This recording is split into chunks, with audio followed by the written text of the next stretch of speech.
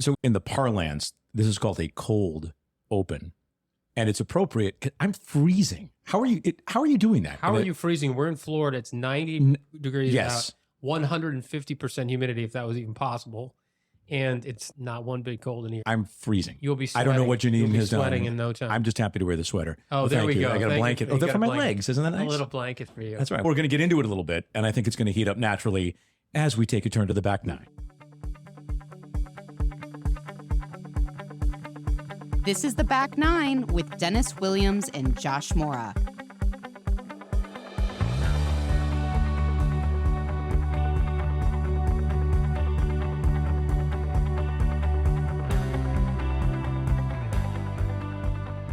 Dennis, good to see you, buddy. How you been? I've been great. Yeah? Yeah. Got some news? No. Anything happening? Anything going on? Nothing. Come nothing. on. Really boring life lately. I don't believe that. I think you have news. I think you should break it right here. All right. Yeah, I got engaged. Something I never thought I'd do on the back nine. I thought I was only going to be married on the front nine, and I decided to get married on the back nine. And if you'd asked me a year or two ago if I was ever going to get married again, I'd say no way. And I decided to take the plunge, do it again. I think this is fantastic for three reasons. One, because your bride-to-be is great, period. She's amazing.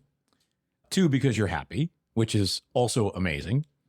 And three, because it gives us credibility here. It gives you credibility here, but that's good for both of us. Yeah, it gives me a lot of credibility. It means like I'm the second chapter, the back nine, I'm playing better. I got my game around the front nine. I was a little loose, had a couple bogeys, maybe a double bogey. Now on the back nine, I'm trying to make straight pars. And if you ask her, I'm probably definitely the proposal was a birdie. Yeah. You want to talk about that? Nailed the proposal. Talk a little bit about the proposal, because you did. It's really hard to surprise somebody. And I pulled off the surprise. I had the right ring in the right location. That's all you need to know. Otherwise, you need to hear the story from the girl, because I could just sit here and talk about it. But you want three things, right? You want all of those things. And the fourth is the right woman. That's a given. Kind of important to the whole process. Yeah. You don't want to be proposing to the wrong woman after you get all that laid out. All right. Just want to make that clear to our audience. You can do it right, but if the woman is wrong. Speaking of the right woman, we're going to have our first woman on the show, which is huge, with us, and she's terrific. I've known her for a long time because we worked together in two previous jobs. And you're working with her now, which is also pretty amazing. But I was also a colleague back That's true. 20 plus years ago. We can age ourselves. A long time ago back in Buffalo. So we were all colleagues together. Yeah. So we've all known each other a long time. And it's pretty amazing because she's only 24. She started really young. She is ageless. Yeah, she is Chicago media personality Kerry Sayers. Kerry, you look fantastic. Hello. You look like you're 24. Secrets. We try hard. You both are looking fabulous as well. I just want to know what the hell took you so long to have a woman on. You're right. As usual, you were right. We should have had, but we were waiting for you. You needed to be first, and you are. Waiting for the right woman. Correct. That's the theme. Correct. Yes. The right woman. We should make that the theme. That wasn't going to be our theme. Yeah. But we can ad-lib this. We just talked about it with my recent engagement, finding the right woman. And actually, that's a pretty good place to start because, Kerry, you've been married now a dozen years? Is that right? 12? A little bit more. Yep. 12 years. Exactly. You found that a little bit later as well. So talk about that. Talk about what it was like to be out on the scene, not fresh out of college, having had some relationships in the past from a woman's perspective, because I don't think we've really had that before. I would say it sucked. I'd love to say it was great to have the world in front of me and second chances. And I think I found I was still in our old business, broadcasting, and you're a kind of a slave to the schedule. You are a slave to the schedule. And when you're not working, you're reading and watching games and catching up and preparing. And I just found that all the things that I did, I'm going to go, oh, yep, I'm going to meet them there. I haven't been there. Maybe there I'll meet the one. And I just feel like I was not chasing it, thinking that something would come along in my time frame, when what I've learned in life is that the more you chase it, the less likely you are to find it. And it's when you turn away and focus on yourself that something reaches out and bites you. And for sure, my husband now definitely bit me in the ass. It was pretty good. I think, Josh, I mentioned this to you. It was almost like my first true adult relationship where I was forced once again to just look at the person I was and the person I wanted to be in that relationship and how I wanted things to be different. And he was a huge part of that. And I really think that everything's, how can I say, it's under the microscope. And yet you feel like you have the opportunity to be picky and to be careful and to make sure, not that you didn't before, we didn't before, but to really make sure you are doing it right. And trusting your feelings is a huge part of that. Do you trust yourself? Do you trust your partner? So there was a little bit of all of that, but I did find, and perhaps it was because of the career we chose in broadcasting, sports broadcasting in particular, that there just wasn't a lot of room for things that were personal, and that included dating because I was married to my job.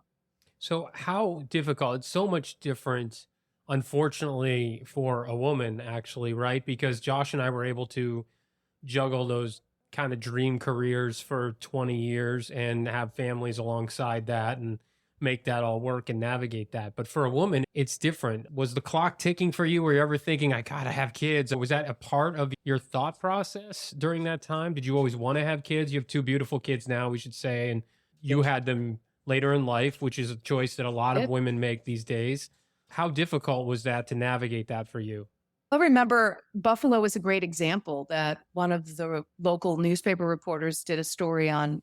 There were three of us all covering the Sabres at that time, and none of us were attached. And we knew that we wanted that in our future, but we also knew that if we wanted to be good, really succeed at this dream job of ours, that you knew where your attention and your focus needed to be. And it really wasn't on relationships. And truth be told, I was in a relationship at that time. I was married and I was not living in the same state as my now ex. And there were reasons behind that as well. And it was incredibly difficult to navigate. And it clearly didn't work out, but it did lead to something much better, but long after. So I do think there was always this thought that I saw myself with a husband, a loving husband and a family, but it was just out of reach. And so I think it's no surprise that I was pretty much out of the business when I met my now husband and then had a family. I do think that thought that we can have it all, we keep reaching for it. I just know that it's really hard to get it all at the same time. What did you need from your current husband? What did you recognize in him that was going to help you succeed in all of the things that you wanted to do, both being at home as much as you could with your kids and in your career? What can guys learn from the example that you're living right now? Emotional maturity, for sure. The chance to really be able to lay things out the way they really are. My husband had said to me, it would just be easier if you didn't work. And that stung a little bit because his job is incredibly busy and high pressure and demanding. And yet that wasn't what I really wanted. And truth be told, when we had our first child, there was a true identity crisis. Who am I now? Am I just this child's mother? And looking back, I wanted it so much and for so long that I almost was pissed at myself asking that question. I wanted it so bad for so long. And then I was there like, okay, is this what I'm doing? And I guess what I needed is I needed to understand that there were still a lot of the responsibilities that I was going to have to hold on to so that he could continue to do his job, but that also when it was my turn, that he was willing to say, okay, I can cancel this meeting. I can be home for this meeting. I can do this. And it's still very much what we're doing, even as our kids get older. But I think it was true emotional maturity and also really figuring out what I really wanted, what I was willing to do for it, to have more of it all at the same time. So it was a little bit of everything. It was me deciding how important it was to me and being able to convey that to him, and then him truly listening and executing these duties. And again, the emotional support that I needed along with what I was giving him. It's just never easy, as you all know. Absolutely. A buzzword, emotional maturity. I want to pick up on that because when people are listening to this, they're going to grab onto that too, because people's definition of that is different. Describe your definition of emotional maturity and what you saw in him and how that man is like that, how you saw that in him. Again, it's a Back9 thing. We all become more emotionally mature in the second part of our lives because we've learned a lot of things. So how did you recognize that? I think he was in his 40s when we met, and we joked that he was a serial dater, but he had long-term relationships. He just never sealed the deal. And that was, you both know that I like to joke and tease and rib. And there was lots of that, like wondering what was wrong with him. And of course, thinking that once again, he was waiting for the right woman and that was me. So I just think this ability to be able to identify who you are as a person and not be apologetic about it. This is what you're going to get from me. And it's rare that you're going to see anything different. And that was mostly good for him. I think for the first time, I thought I was always the one in the relationship that made, how can I say it? That I chose guys that maybe were like, you make me want to be a better person. Matt was that person to me. And I knew that there was more to him. It was the ability to be vulnerable, again, to be well aware of who he was and to really be an adult about it. You can still go golf and go to the Cubs games and do all those things. But at the end of the day, you're still my husband and you're still a father to our kids and you have responsibilities. And he's 100% about fulfilling those responsibilities and duties happily. Let's take a quick break.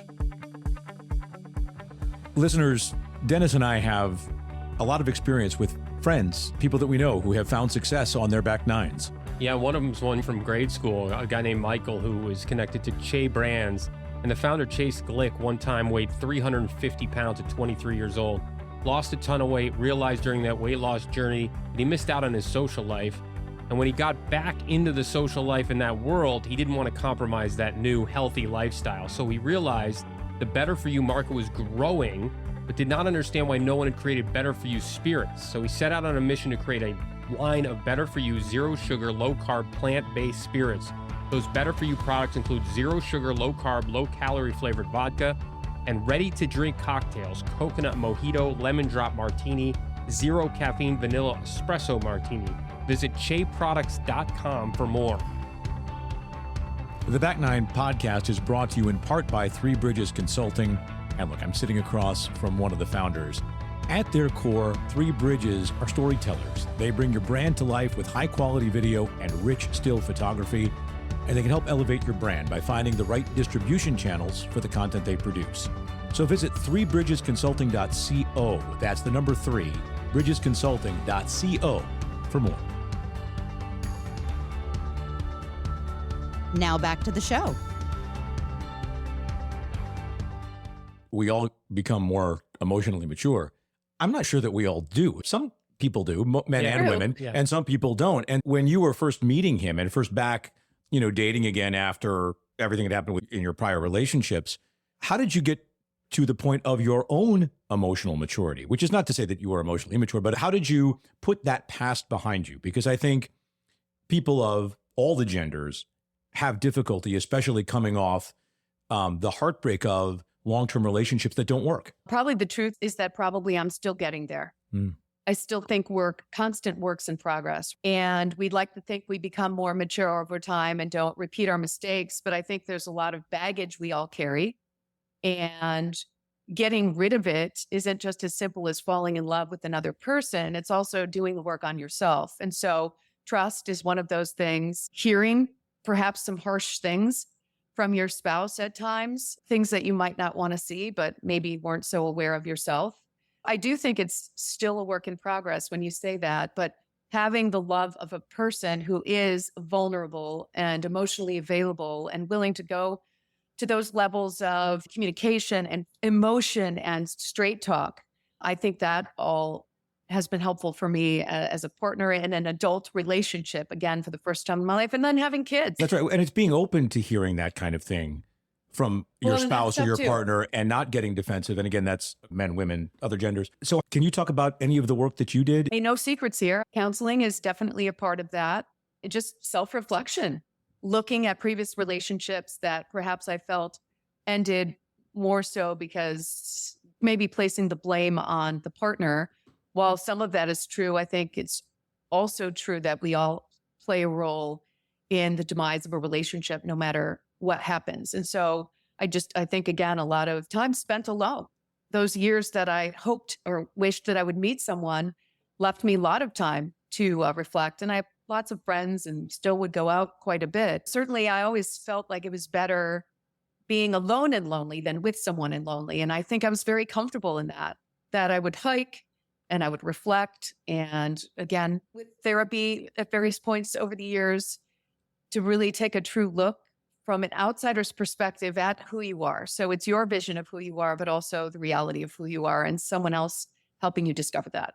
That's so powerful. That is exactly what everybody has to do, especially if they go through the ups and downs on the front nine, is to have that time to be self-aware and self-reflect and spend time alone. If you're not comfortable with yourself, you can't be comfortable with someone else. And boy, it took me, we'll get into this more, Josh, I'm sure over future episodes, but it took me a long time to realize that. And this is probably a good bow to put on what we talked about, me being engaged again and all of that, is that unless you can be comfortable on your own, you can't be comfortable together. And I think what makes Rebecca and I so strong is that we are fine independently on our own, but we're better together. And that's why I knew it was the right time and the right thing to do. And I'm sure that's where you got to the point too, Kerry, where you would have been fine on your own, but you realized that you met the guy where the two of you would be better together. Yeah, I agree. And you said it well in a lot fewer words. We are very independent. We lived very independent, busy lives before we met, but being together was, amazing. And when we get those chances without our kids, it still is, but it's not always the wow moments and the big moments. It's to just help getting through more challenging times, and a touch and a look, or the downtime and the quiet time where you just, not much has to be said and you don't have to be going on a fabulous vacation. Although if my husband ever listens to this, please, I need one. Can we come along It's too? all of those things. Fantastic. I have definitely learned something today. Yeah. We clearly need to have more women on. That's one thing. And we clearly need to have you back. There's so much, Kerry, that we didn't get into, including a lot of your career shifts, but we'll save that for a future episode in a future season. Just if I can give you some of your own advice, just make sure you get the right women on. Okay, guys? Yeah. Oh, that's so good. That's so good, Kerry. Excellent. Wonderful to see you. Love you guys. Love you too. Love Thanks it. for coming on. Thanks for having me on. So that was really good. She's so good. She's so emotionally aware. I think it's just such great counsel for any guy who's at this stage of life, who's on the back nine, to hear the woman's perspective about what a woman is looking for if the guy is in for a serious relationships. Yeah, a couple things. One is the work in progress, right? We're all works in progress. And the only way, you said not everybody is emotionally mature on the back nine. That's 100% right. The people that are the people that recognize, have the self-awareness that they're works in progress, that we're always working on ourselves. Those are the people. You're not there. There's no finish line, right? But we're works in progress. And that's the sign of emotional maturity and self-awareness. The other thing was when she said, like, I had to get counseling to realize, like, she wasn't a victim. Like, it wasn't everybody else's fault, right? You have to take some ownership in why you broke up with that person, no matter what it is. Maybe the person's unfaithful to you. Maybe there's all kinds of other things. Maybe there's lots of other factors in the other person, but you have to take your own responsibility for that relationship failing. It took me a long time to realize that. And when I got there, it made me healthy enough to do what I just did, which is get engaged again. Had I not gotten there, I would never have been able to pull the trigger and decide to get married again. You know, I think that's really right, because even in my relationship with my ex-wife, I don't think I was responsible for 50%. I think it was way less than 50%. Of the problems? Of the problems, correct. Okay. You know, I'm biased, of course, but whatever the percentage is that was my fault or that I contributed, whether it's 2% or 22% or 42%, whatever it might be, I do still need to own that. And if I don't own that, if I continue to cast myself as a victim, or to just ignore that I did some things that, even if they were passive things, even if it was I just didn't hear or I didn't do things to help whatever she was going through, I need to be able to resolve those, understand my own things that are holding me back, my own failings, and resolve those in order to be better in the next relationship. And that was something I realized as soon as I got divorced. And it was something that I wanted to do because I did want another relationship, but I just wanted to be better in the next one. We want to leave people with something to think about, and I'll give you my side of that right now. And that is you have to be strong and independent on your own, and then better together. If you're using somebody else as a crutch, or you need that other person to complete you, then that's an issue. You need to be really solid and strong and comfortable being alone to be strong in a relationship. And it took me a while to get there. So if you're out there and you're wondering, how am I ever going to get to the point where I meet somebody, or I'm like struggling on the back nine right now, get yourself comfortable with yourself. Get yourself comfortable being alone. She mentioned going on hikes. I did all of those kinds of things for my sort of therapy when I was by myself. I did all of those kind of self-reflection things where I was by myself. So those kinds of things are so important to get yourself right before you can be complete in a relationship. And I think my take would be, you had said the idea that there is no finish line. And that's really true. We are constantly, the idea of finding your way to health in relationships is an ongoing process and will be until we take our last breaths. It keeps us engaged mentally. It keeps us in connection with other people, and it keeps us in connection with ourselves. And I think Kerry had such great counsel and great thoughts about that. And what a life she's leading now. I'm just thrilled for all of her successes. Yep. 1,000%. All right, 1,000% indeed. And we will have another great guest and see you next time on the Back9. Thank you so much for listening to the Back9 podcast. Please like, follow, and share, and leave us a 5-star rating and a review. You can find us on Apple, Spotify, or your preferred platform. The Back9 is produced by Janine Stella and recorded at Pixelworks Studios in Delray Beach, Florida.